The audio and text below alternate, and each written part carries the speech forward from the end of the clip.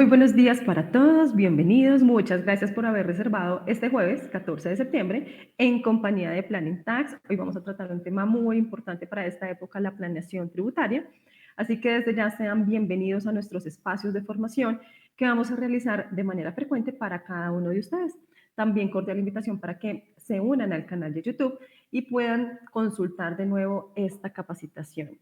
Hoy tenemos el agrado de compartir este escenario con nuestros socios de Planning Tax,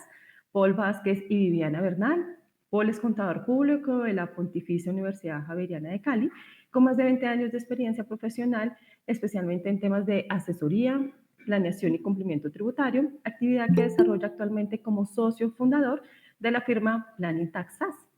También nos acompaña nuestra socia Viviana Bernal, contadora pública de la Universidad Nacional de Colombia y especialista en gerencia y administración tributaria de la Universidad Externado de Colombia, con más de 13 años de experiencia profesional, especialmente en temas de asesoría, planeación y cumplimiento tributario, actividad que desarrolla actualmente como socia de la firma Planning Tax SAS. Cordial invitación para que una vez finalice la intervención de nuestros conferencistas invitados, procedamos a hacer una sesión de preguntas. Los invito a que nos hagan llegar sus preguntas por medio del chat. Sean todos bienvenidos. Doctores, muy buenos días. Gracias por estar en este espacio de capacitación. Tienen la palabra.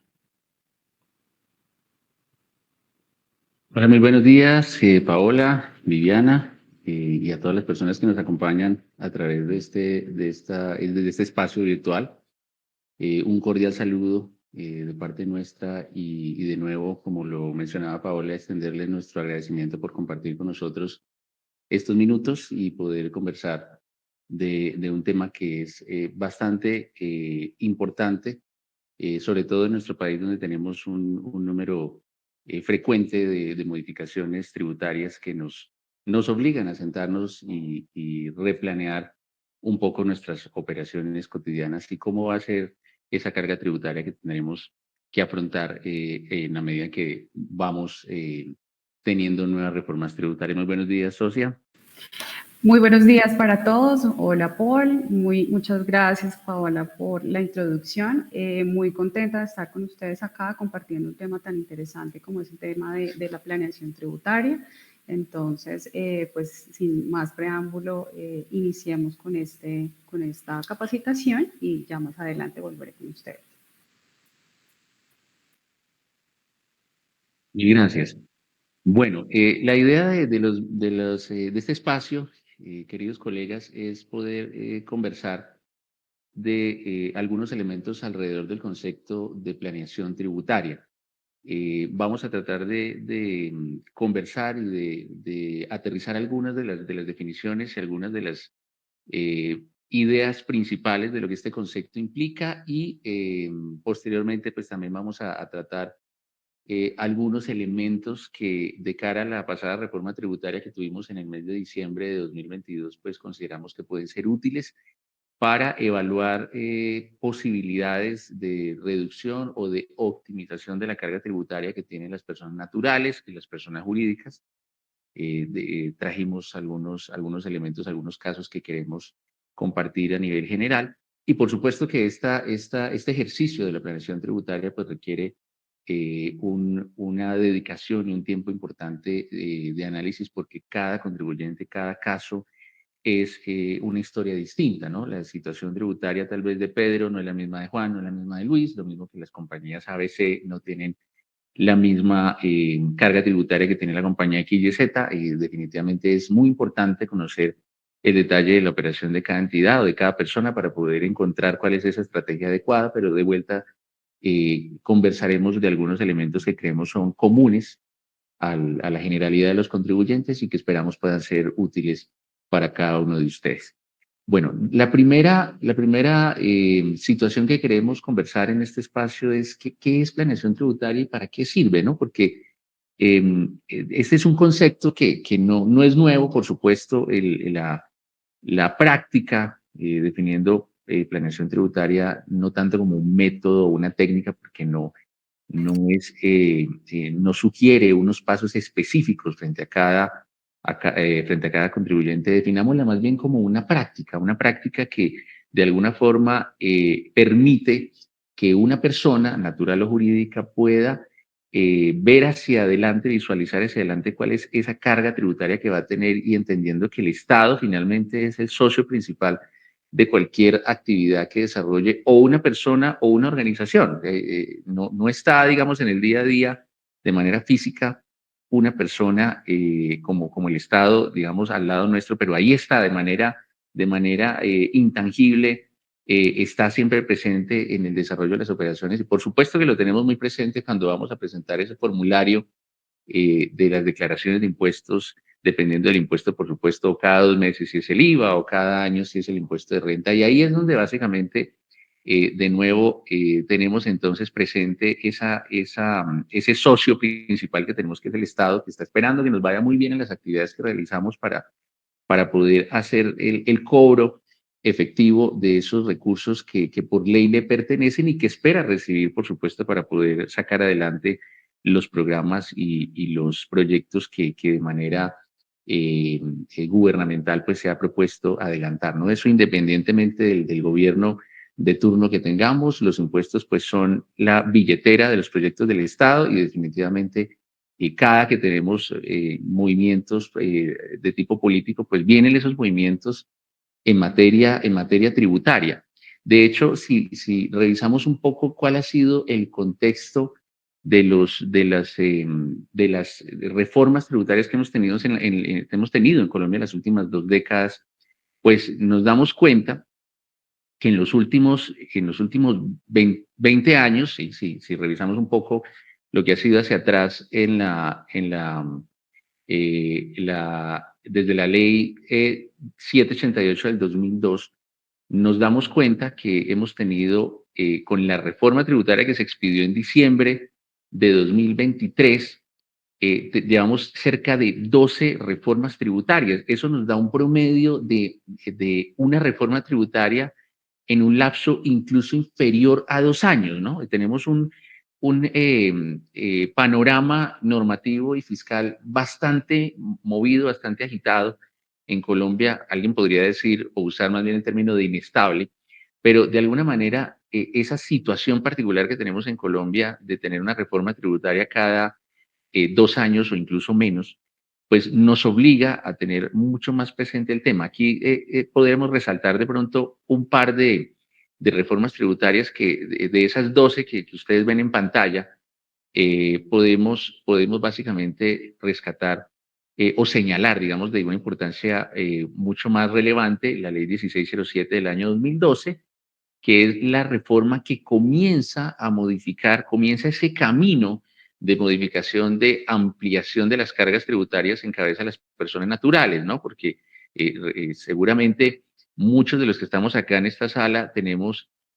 presente que los impuestos a cargo de las personas naturales vienen incrementándose de manera significativa con las últimas reformas tributarias, pero si quisiéramos revisar un poco ese panorama o ese contexto normativo histórico, ese cambio comienza con la ley 1607 de 2012 y la segunda reforma estructural que tenemos aparece en el año 2016 con la ley 1819, cuando esta reforma tributaria introduce al mundo tributario, al mundo fiscal, introduce los marcos técnicos, como marcos técnicos normativos contables, las normas internacionales de información financiera. Es decir, se introduce al ámbito tributario las normas NIF como punto de partida para efectos de calcular los impuestos luego de la determinación de las bases contables aplicadas las normas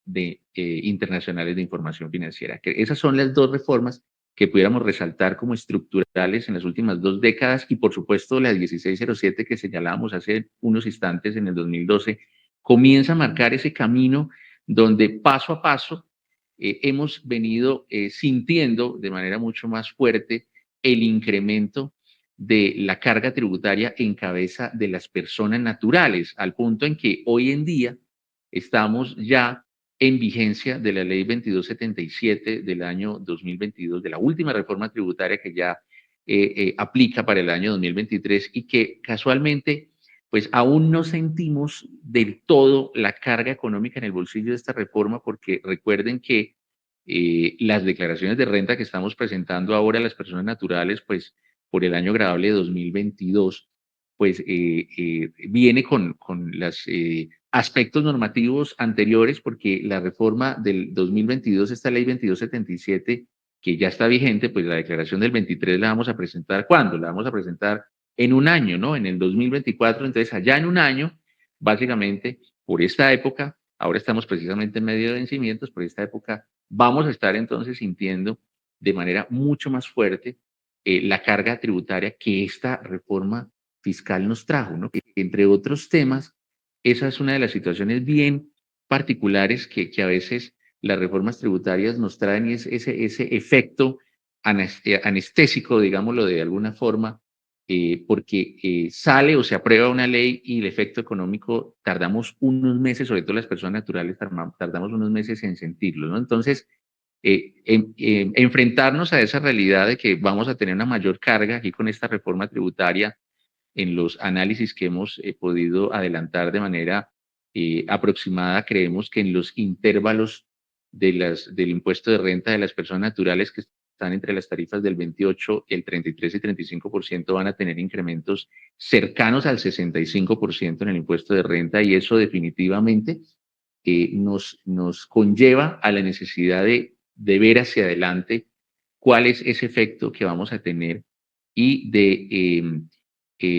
interiorizar o de alguna manera entender que el concepto de planeación tributaria ya no es un concepto que aplique únicamente a las operaciones de las grandes entidades o las grandes compañías, que son las que históricamente han tenido siempre un proceso mucho más definido de planeación frente a este tema, sino que es un proceso que realmente nos recae o que conlleva una buena práctica incluso para las personas naturales como ustedes o como nosotros, porque finalmente si el propósito del Estado es incrementar la carga fiscal en cabeza de los naturales, de las naturales, entonces esta es una actividad que tenemos que atender de manera mucho más presente las personas también, ¿no? Ahora, simplemente para cerrar esta pequeña introducción en relación con el concepto de planeación tributaria, nos parece importante contarles que en realidad el ejercicio, esa práctica de la planeación tributaria, que es bien interesante, no debería conllevar a prácticas ni de evasión, ni de elusión, o incluso un concepto que en la norma ya está tipificado, y es el abuso en materia tributaria, porque suele ocurrir frente a algunos contribuyentes, algunos casos donde se puede targiversar de alguna forma el concepto de planeación tributaria y tener la sensación de que la planeación tributaria puede conllevar entonces a prácticas evasivas o elusivas, o el abuso de las formas o de las figuras jurídicas que conlleven de manera premeditada la erosión o la disminución de las bases gravables para la determinación de los impuestos. Entonces, es importante diferenciar esos dos conceptos, el de abuso en materia tributaria, incluso que aparece con la ley 1607 de 2012, pero que ha sido objeto de algunos ajustes en los últimos años, incluso con la reforma del año 2019, la 2010, que modificó varias de las definiciones que tenía esta definición en el Estatuto Tributario, en el artículo 869, donde tenemos ya un poco más aterrizado básicamente lo que se entiende como abuso en materia tributaria, y que definitivamente distinto al concepto de planeación tributaria que incluso la misma norma nos permite trabajar, ¿no? Porque sí recordamos que en el mismo 683 del Estatuto tenemos esa disposición legal donde se aclara o se especifica que el Estado en ningún caso aspira a que un contribuyente pague aquello o pague en adición temas que se le exige a través de cargas tributarias. Es decir, el Estado no aspira a que un contribuyente pague más impuesto del que le corresponde. En ese sentido, ahí es donde básicamente podemos introducir ese mecanismo, esa buena práctica de planeación tributaria que permita que ese contribuyente pueda optimizar o pueda evaluar la reducción de sus cargas tributarias, y la reducción entendiéndose como no pagar más más de aquello que el Estado básicamente está pretendiendo asuma como contribuyente respecto de esas cargas tributarias. Bueno, ya para entrar entonces en materia de cuáles podrían ser algunas de esas ideas en relación con las actividades de planeación tributaria de cara a las personas naturales o jurídicas, entonces los dejo en compañía de mi socia, la doctora Viviana Bernal, quien ha preparado para ustedes un par de estos casos para poder ilustrar de mucho mejor manera. Muchas gracias. Bueno, claro que sí, muchas gracias, doctor Paul. Pues entonces, ya teniendo un poco claro este contexto de planeación tributaria que nos compartió el doctor, entonces aterrizando un poco cuáles podrían ser como esas principales alternativas de planeación tributaria que puede tener una persona natural para optimizar su carga tributaria en relación con el impuesto sobre la renta, pues queremos hacia adelante compartirles algunas de estas principales alternativas que vemos viables y que por supuesto están pues alineados con algunos de los cambios que trajo la última reforma tributaria, la ley 2277. Entonces, para ello es muy importante que podamos darle una mirada general a cuáles son como esos beneficios que trajo, o beneficios existentes y algunos de los que también trajo la reforma tributaria, tanto para la determinación del impuesto sobre la renta o la liquidación pues definitiva que hace una persona natural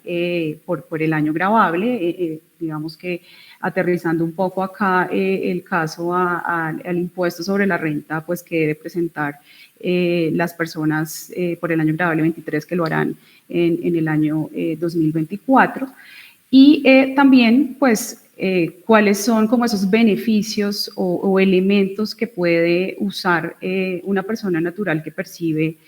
rentas de trabajo para la determinación de la base de retención en la fuente, ¿cierto? Entonces, ¿qué tenemos por un lado? Rentas exentas. Esto ha venido usándose por varios años atrás y que corresponde al 25% de los pagos laborales que se le hacen a las personas. Sin embargo, en el pasado, este 25% de los pagos laborales pues tenía una limitación mensual que era de 240 VTs mensuales y con la reforma tributaria pues esto se cambió a 790 VTs anuales. ¿Cierto? Entonces, por supuesto que el cambio o la disminución fue bastante significativa y hay un tema incluso que pues tiene diversas posiciones y es en relación en cómo se pueden usar esas 700 VTs durante el año, ¿no? Porque la referencia de la limitación, como lo indicaba, en la norma simplemente lo refiere, es al año y no al mes. En ese sentido, uno podría pensar que esas 790 VTs las puedo o distribuir de manera proporcional durante los 12 meses del año, 65.83 VTs, o simplemente puedo usarlas de manera, no de una forma proporcional, sino como más beneficia en la liquidación de la base de retención en la fuente de los empleados o de los trabajadores. Entonces, es un elemento importante para descontar tanto en la liquidación del impuesto como en la determinación de la base de retención en la fuente. También tenemos una serie de deducciones que pues, en general se encuentran limitadas al 40% del ingreso neto que percibe el trabajador, siempre pues que no superen un límite o un tope absoluto de 1.340 VTs durante el año. Sin embargo, como se dan cuenta allí en la presentación, estas deducciones tienen un asterisco en relación con la limitación, dado que hay algunas, que ya las vamos a mirar en detalle, que no están limitadas a este 40% de los ingresos netos. Entonces, una de estas deducciones pueden ser los pagos que realice el trabajador por salud, medicina prepagada, los cuales pues, se encuentran limitados a 16 VTs mensuales. Adicionalmente, hay una deducción de dependientes económicos que puede usarse tanto en la determinación de la retención en la fuente, de la base de retención en la fuente, que pues se realiza de manera mensual, y que para ese caso tiene una limitación de 32 VTs mensuales. Si uno se remitiera al artículo 387 del Estatuto Tributario, que es el que trae, digamos que este beneficio de deducción de dependientes económicos, simplemente habla que se pueden tomar deducciones por dependientes económicos sin mencionar si pues esto corresponde a 1, a 2 o a más dependientes económicos, por lo cual pues consideramos allí que pueden usarse uno o más siempre y cuando esté limitada a las 32 VTs al mes. Y hay una deducción que esta sí es nueva, que se trajo con la ley 2277, y es deducción también por dependientes económicos, que va o que incluye hasta máximo 4 dependientes y que está limitada pues a 72 VTs por cada dependiente. Entonces, ya en el siguiente slide les mostraremos cómo impacta un poco en la determinación del impuesto de renta de una persona natural esta deducción por dependientes económicos. Adicional, tenemos pagos por intereses en préstamos de vivienda, que tiene una limitación de 100 VTs al mes. También hay una deducción relacionada con la adquisición de bienes y o servicios que adquiera la persona natural y que perciba rentas de trabajo, siempre y cuando se encuentren soportadas con factura electrónica. Y esta deducción también es un beneficio nuevo que trajo la reforma tributaria y que ya también más adelante lo vamos a detallar, a profundizar un poco y a mostrarles pues cuál podría ser el impacto en la determinación del impuesto. Y por último tenemos deducción relacionada con los pagos que se realicen de intereses por créditos educativos con el ICETEX. Finalmente hay un tema que corresponde o que implica que no formen parte del ingreso del trabajador, y es los pagos que realice el empleador por alimentación. Pagos que realice a terceros por concepto de alimentación del empleado o de su familia también. Estos pagos se encuentran limitados a 41 VTs al mes y solamente será aplicable para aquellos empleados que perciban salarios hasta de 310 VTs, que es alrededor de 13 millones de pesos. Entonces, teniendo un poco como el panorama de cuáles son como esos beneficios, esos elementos que puede utilizar una persona natural para determinar tanto la base de retención en la fuente, que al final, pues como todos o lo sabemos acá en la sala, corresponde pues al mecanismo de pago anticipado del impuesto sobre la renta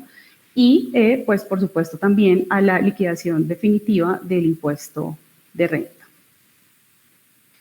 Entonces, un poco para aterrizar cómo o cuál sería el impacto de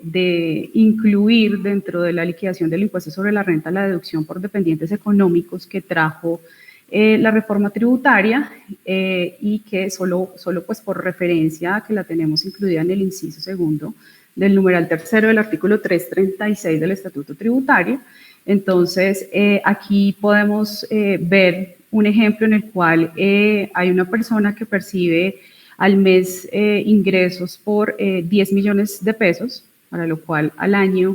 va a tener 120 millones de pesos y pues tiene una depuración en donde descuenta los ingresos no constitutivos de renta,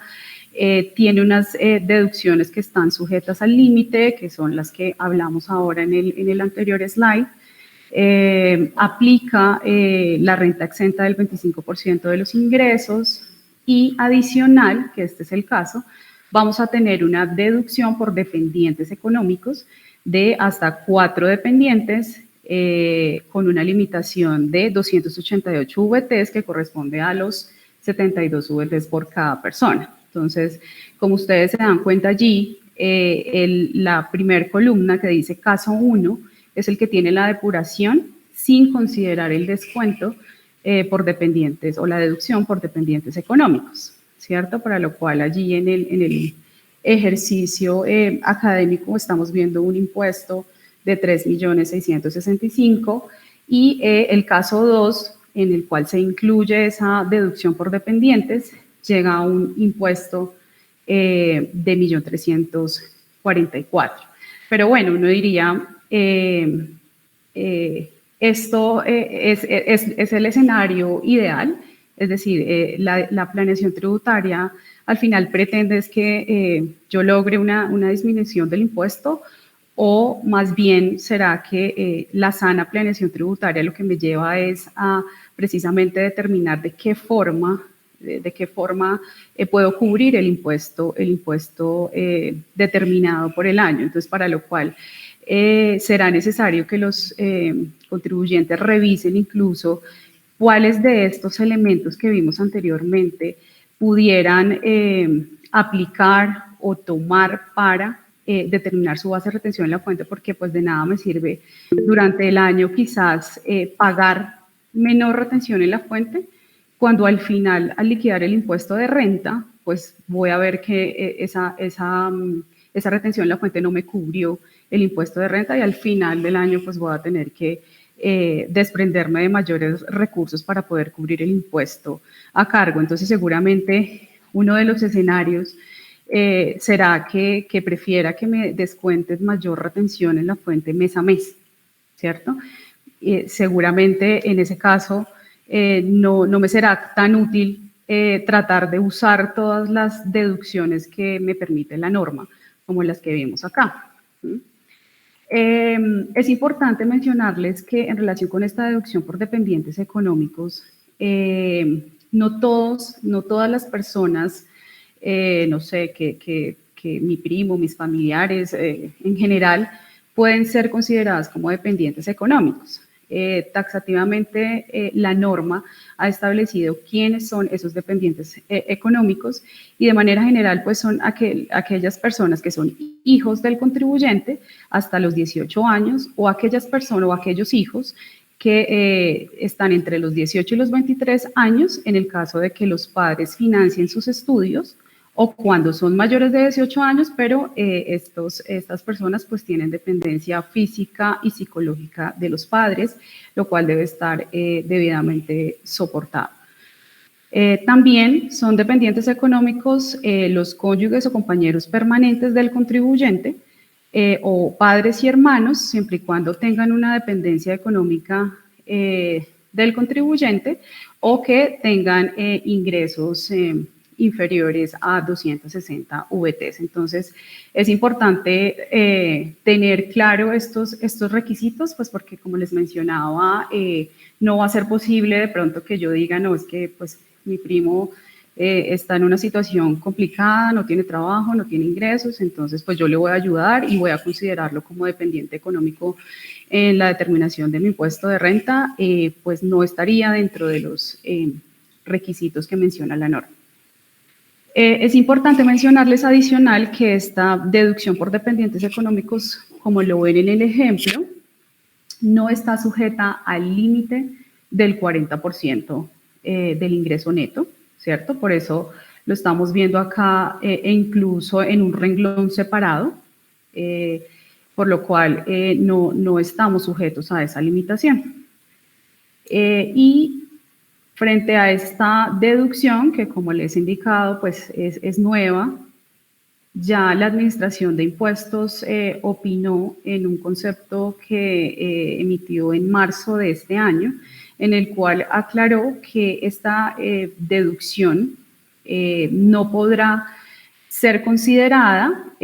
frente o en relación con los mismos dependientes con la deducción de dependientes que se encuentra limitada al 40% de los ingresos netos. Es decir, yo no puedo considerar a mi hijo que tiene menos de 18 años como deducción de dependiente económico limitado al 40% en la línea superior que tenemos en el ejercicio, y adicional considerar también a esa misma persona, a ese mismo hijo de menos de 18 años, dentro de la deducción nueva que trajo la reforma tributaria. Entonces, digamos que un poco para mencionarles cuál es como la posición que tiene la Administración Tributaria en relación con ello. Acá tenemos otro ejemplo que también pues lo que intenta mostrarles es cuál es el efecto que tiene la aplicación de la deducción por adquisición de bienes y servicios con factura electrónica. Entonces, lo que trajo la reforma tributaria es que esta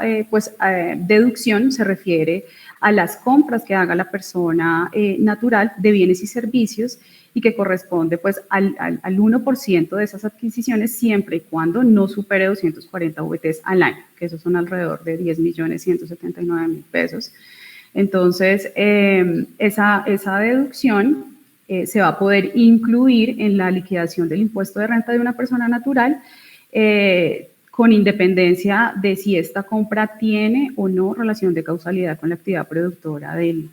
trabajador. Entonces, que compré un televisor y quiero incluirlo dentro de la depuración de mi impuesto de renta, lo voy a poder incluir siempre y cuando se cumplan algunos requisitos, y es que esa compra se encuentre soportada con factura electrónica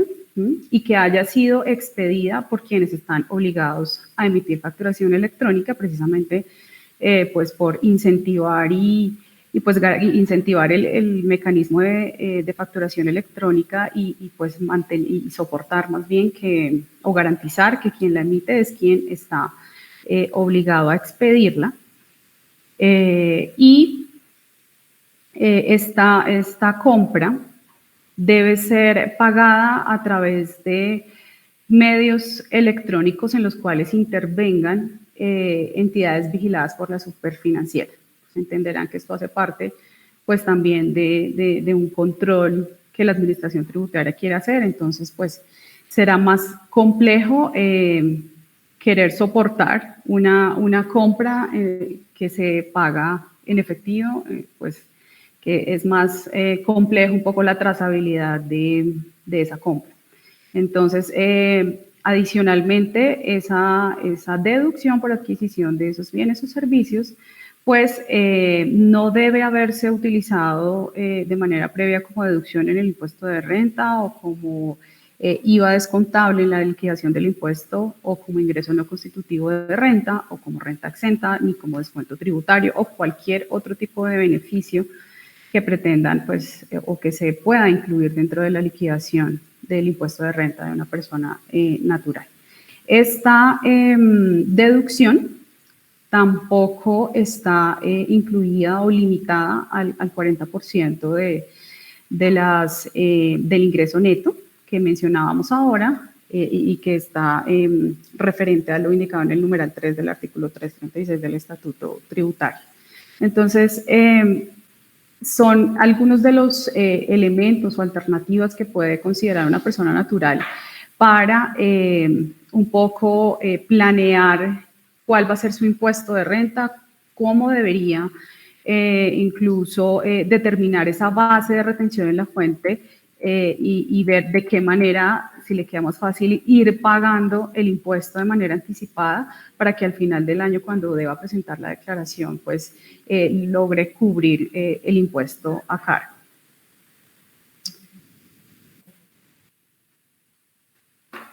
Entonces,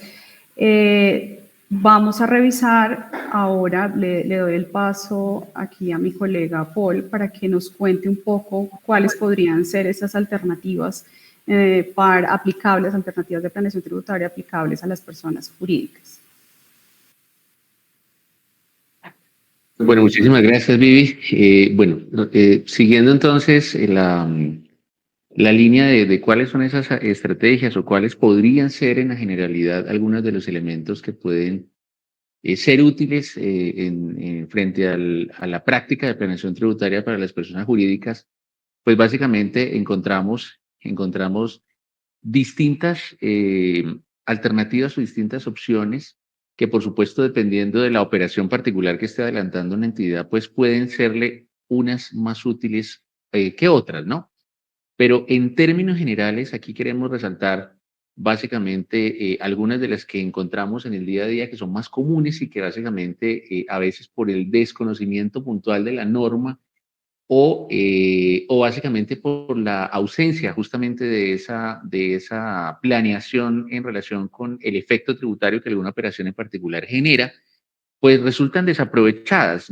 Uno de los temas que consideramos importante destacar y que no todas las organizaciones, y valga la pena señalarlo, no todas las organizaciones tienen un buen proceso de control y de determinación y, por supuesto, luego planeación frente a la tasa efectiva de tributación. No todas las entidades lo tienen, es un proceso bastante importante. Ya les vamos a compartir aquí un muy pequeño ejemplo en relación con el beneficio que tendría para una entidad y para el accionista, sobre todo, poder tener un buen proceso, poder adoptar un buen proceso en relación con la estimación de la tasa efectiva de tributación, que va muy de la mano con una buena práctica de cálculo del impuesto diferido. Eso es una de las situaciones que nosotros identificamos en el día a día que pocas organizaciones tienen muy bien controlado y que de vuelta es un muy buen elemento de planeación tributaria porque finalmente permite controlar cuál es esa tasa efectiva frente a la cual se está pagando impuesto al Estado, ¿no? Otro de los temas que identificamos en el día a día como que no se conoce tanto, a veces se desaprovecha, es los beneficios que tiene la aplicación de las exenciones establecidas a través de los convenios para evitar la doble imposición o CDIs, ¿no? Colombia en los últimos años ha venido avanzando de manera importante con la suscripción de los convenios de doble imposición. Tenemos hoy en día ya una lista un poco más completa en relación con CDIs. Por supuesto, nos queda un camino largo todavía por recorrer y mucho por avanzar para tener una lista de convenios de doble imposición suscritos con un número mayor de países, como por ejemplo otras jurisdicciones en la región como México tienen cerca de 25, incluso más CDI suscritos, una lista muy, muy completa. En cambio, en Colombia, pues vamos, digamos, en ese camino. Tenemos hoy en día convenios vigentes con el Reino Unido, con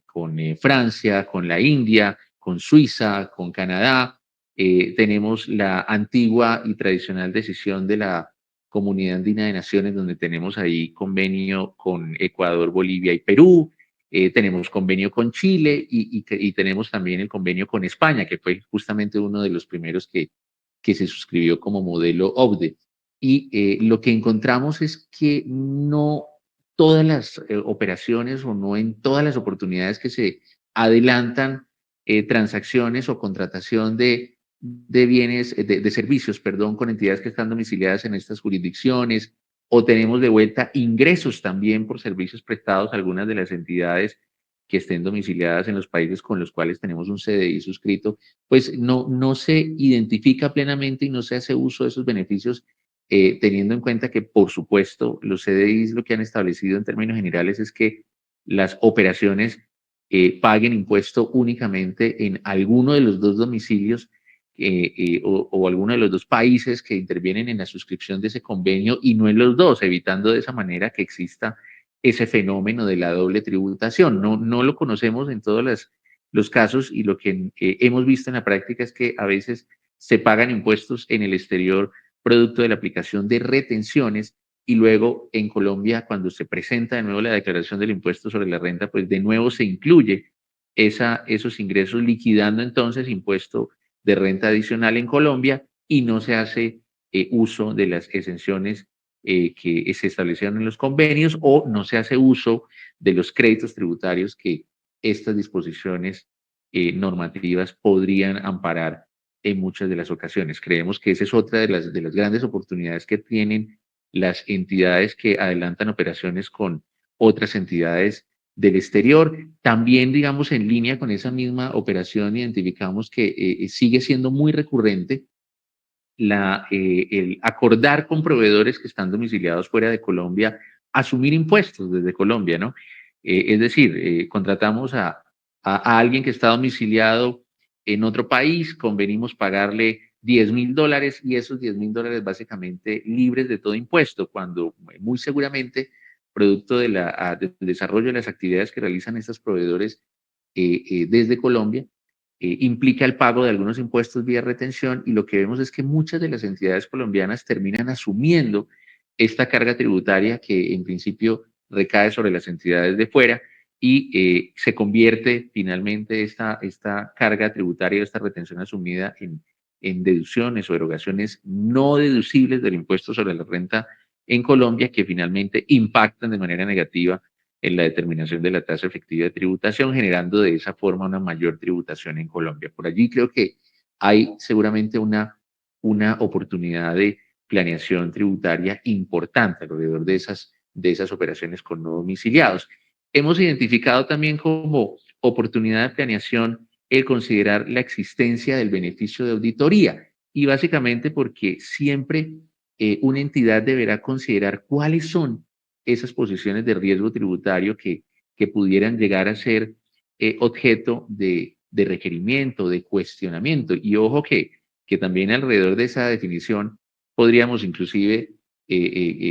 hacer otro webinar alrededor de la definición de lo que es una posición incierta, pero simplemente para puntualizarlo, pues posición incierta no es un error en la declaración, son aquellas situaciones que tal vez requieran o conlleven a una interpretación un poco más subjetiva y que podrían generar alguna controversia con la autoridad tributaria. Finalmente, frente a esas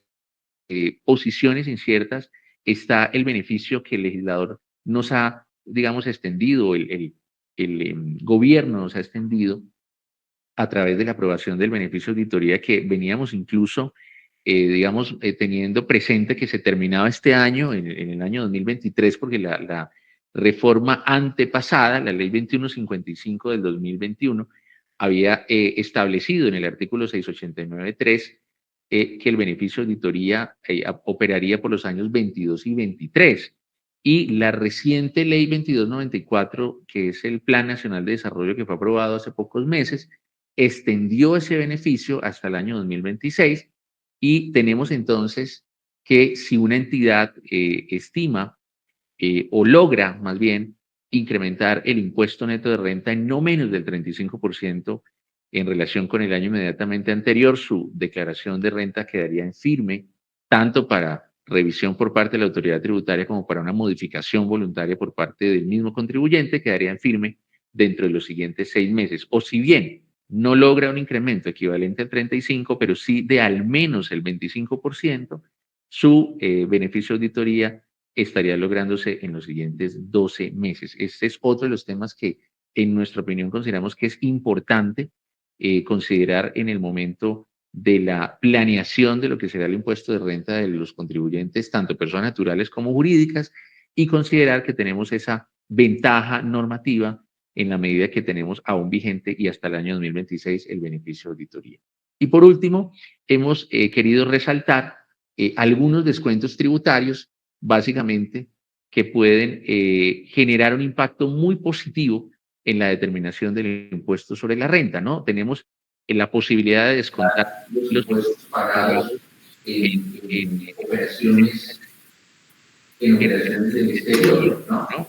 Es decir, cuando una entidad básicamente adelanta operaciones fuera de Colombia y esas operaciones generan pago de impuestos fuera de Colombia, pues básicamente, si se cumplen, por supuesto, las condiciones del artículo 254, podrán aprovecharse esas retenciones o esos impuestos que se pagaron fuera de Colombia como crédito tributario por impuestos pagados en el exterior. Este tema es importante porque no todas las operaciones o todas las situaciones que conlleven pago de impuestos en el exterior generan un crédito tributario en Colombia. El artículo 254 establece unas condiciones muy particulares, siendo una de las más importantes que esos impuestos se hayan generado en la obtención de rentas de fuente extranjera. Desafortunadamente, la figura como está concebida, la generación de rentas de fuente nacional no otorgaría derecho a la aplicación de descuentos tributarios por créditos pagados en el exterior. Y tenemos otras mucho más importantes también, o igualmente importantes, como los descuentos en virtud de las inversiones que una entidad puede realizar, o por control y mejoramiento del medio ambiente, o por inversión en ciencia y tecnología. Deducciones o descuentos tributarios, perdón, que son muy importantes porque requieren una planeación muy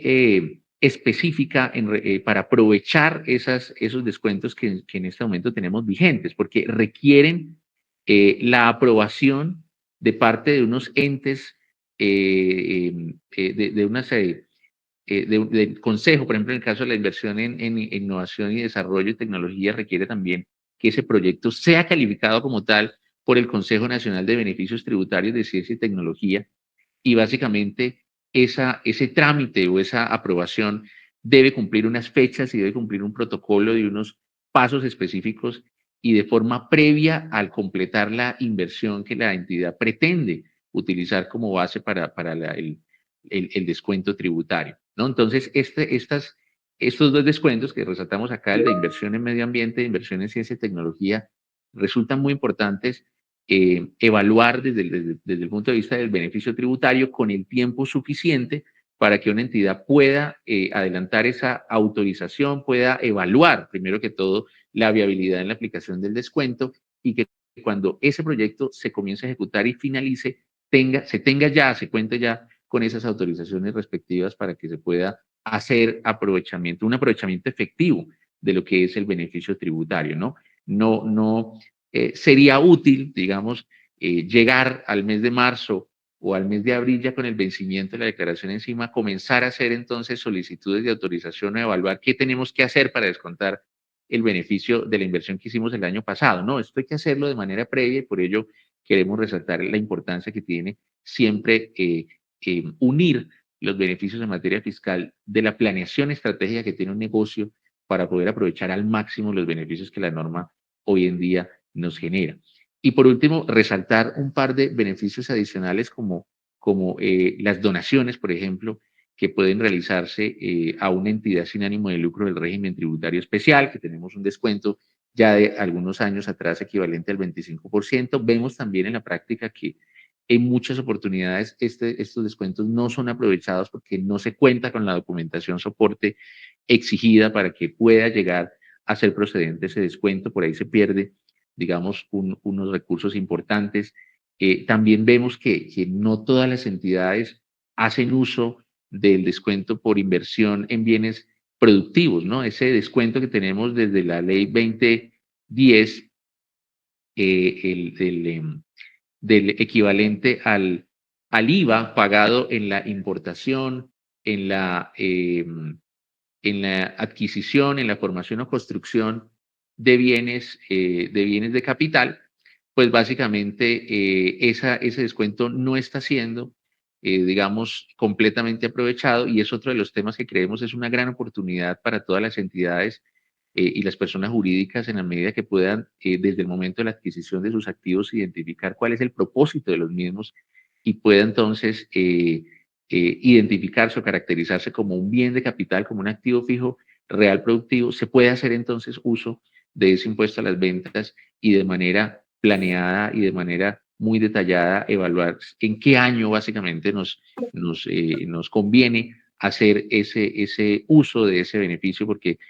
aquí, frente a este descuento en particular, la norma ha otorgado la posibilidad de que se descuente o en el año de la adquisición o en cualquiera de los siguientes, y por ahí creemos que hay una muy buena oportunidad de planeación alrededor de la utilización de ese descuento, ¿no? Bueno, estos, digamos, en resumen, son los temas principales que queríamos compartir con ustedes en esta sesión. Como lo mencionábamos al inicio, por supuesto, la adopción de una buena práctica de planeación depende, por supuesto, de la operación en particular de cada persona o cada entidad. Aquí hemos resaltado los elementos que consideramos pueden llegar a ser más comunes tanto en personas naturales como en personas jurídicas, pero por supuesto, pues vamos a seguir y a estar a su disposición en el caso en que se requiera hacer una evaluación o una revisión mucho más puntual de lo que puede ser la operación de alguna de las entidades o de alguna de las operaciones que ustedes representan, y en ese sentido, pues identificar cuáles de esos beneficios se ajustan más a la realidad de cada operación, ¿no? Muchísimas gracias entonces por este espacio, y los dejo de nuevo con Paola, que creo que nos tiene algunos comentarios, o no sé si hay preguntas en relación con los temas.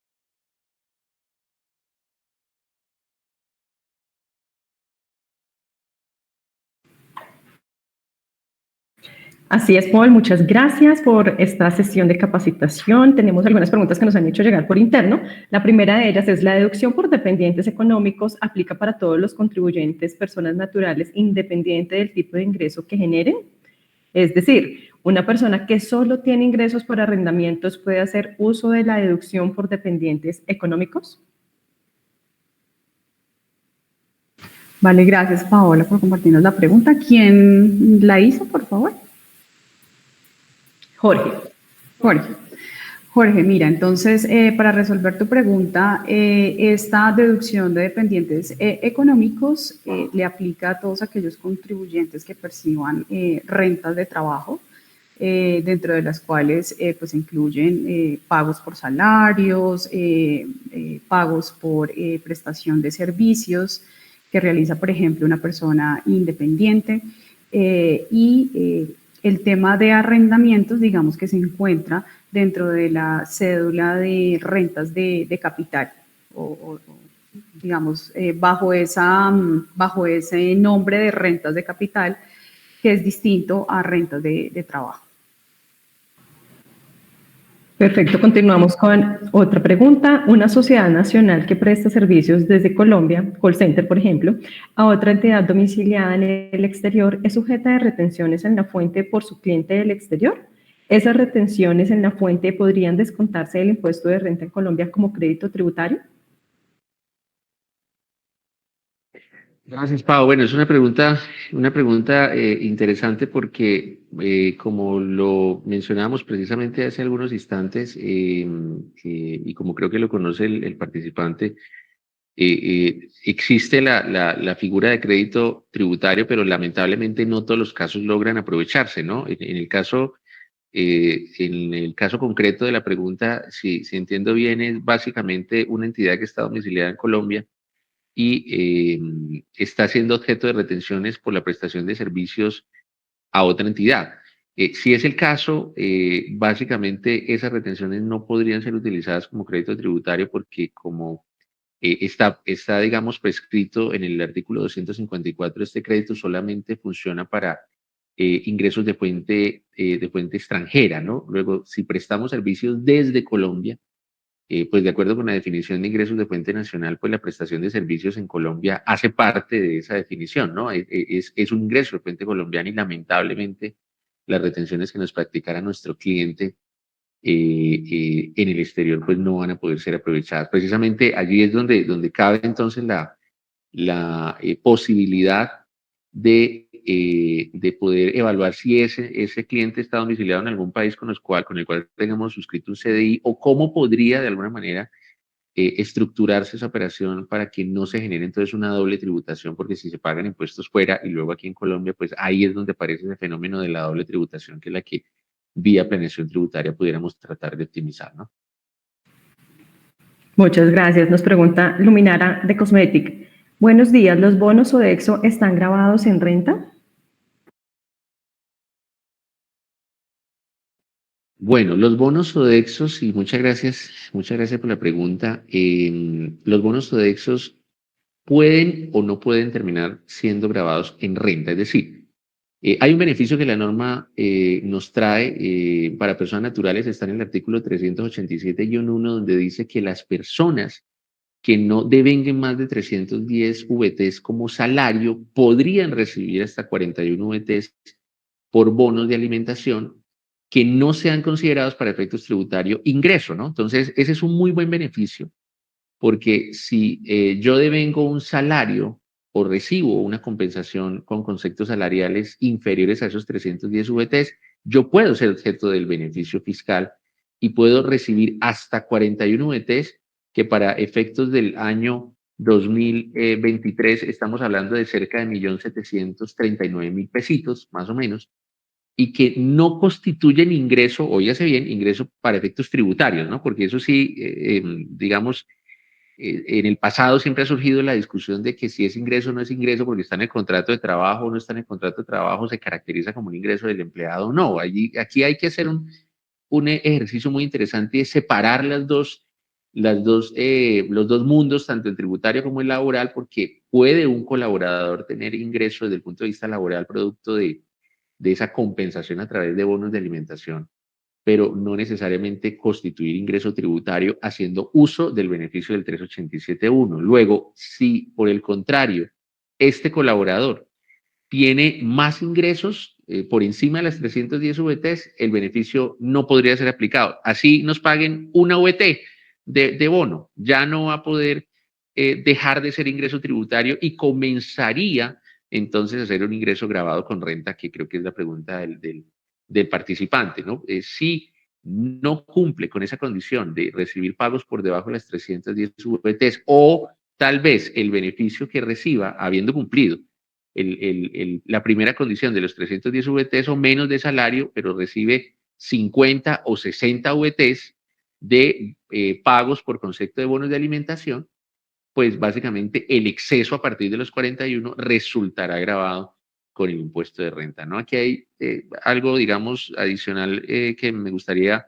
señalar para que lo tengan en cuenta, porque hemos recibido, digamos, muchas preguntas en las últimas semanas en relación con información exógena que se transmitió en este último año por parte de las entidades, porque la Administración de Impuestos precisamente en este último reporte que se hizo del año pasado, del año 2022, cambió la estructura del reporte que las entidades venían haciendo y ya comenzó a solicitar el dato de los pagos por alimentación que no constituyen ingreso en cabeza del empleado, a título informativo, ¿no? Y hemos visto que esto está comenzando a generar algunas inquietudes, algunas confusiones por parte de los contribuyentes que reciben este tipo de pagos y que lo tienen como beneficio tributario, pero cuando aparece reportado en la página de la administración, pues se confunden y digamos que eso puede generar la sensación de que deba ser incluido como ingreso grabado en renta aún cuando aparezca como un dato informativo, ¿no? Entonces aquí la invitación es a que, digamos, tengamos muy presente hasta qué monto realmente podemos considerar como no grabado con renta si cumplimos los requisitos del 387.1 y a partir de qué monto básicamente deberá entonces comenzar a ser considerado como un ingreso sujeto de impuesto de renta. Gracias, Paul. Bueno, nuestros conferencistas invitados, muchísimas gracias por haber pues, acompañado a Planning Tax en este espacio de capacitación. Recuerden que en nuestras redes sociales también estamos con nuestro Info Planning para que de esta manera ustedes estén 100% actualizados. Síganos en nuestro canal de YouTube porque allí también vamos a empezar a generar unas cápsulas con noticias de interés, con temas coyunturales para cada uno de ustedes. Así que, por favor, envíennos también algunas preguntas, inquietudes en nuestro correo electrónico, en nuestro canal de WhatsApp que tenemos habilitado para cada uno de ustedes. De igual forma, las personas que nos han escrito por interno con relación al material del evento lo van a recibir a sus correos electrónicos y la grabación la vamos a tener disponible al finalizar el día de hoy en nuestro canal de YouTube. Feliz día para todos, hasta una próxima oportunidad.